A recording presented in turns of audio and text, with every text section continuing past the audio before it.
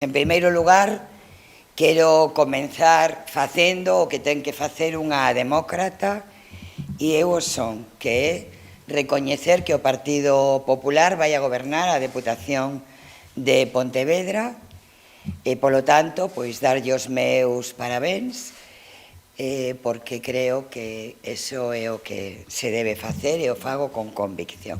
Así comezaba a presidenta en funcións da Deputación de Pontevedra, que será, segundo ela mesma dixo, a súa última rolda de prensa á fronte da institución provincial. Para nada esperaba eu este resultado, o sea, o digo con toda claridade, para nada. Estaba absolutamente convencida de que íamos a ter un extraordinario resultado. De feito, se nos comparamos co resto de Galicia, foi extraordinario o resultado, non?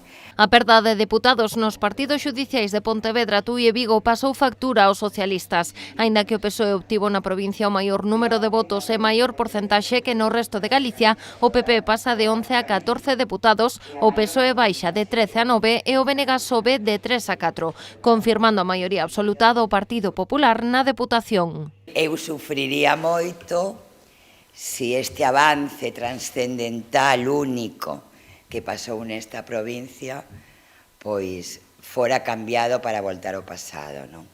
Se non se seguirá coas políticas de igualdade, que teño dúbidas, coas políticas de mobilidade amable, que teño dúbidas. Aceptado o resultado, a presidenta en funcións asegurou estar orgullosa do traballo feito nestes 8 anos.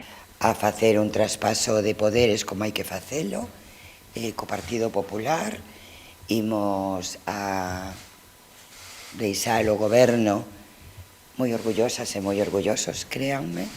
Estou absolutamente orgullosa de todo o feito. Creo que era imposible facelo mellor.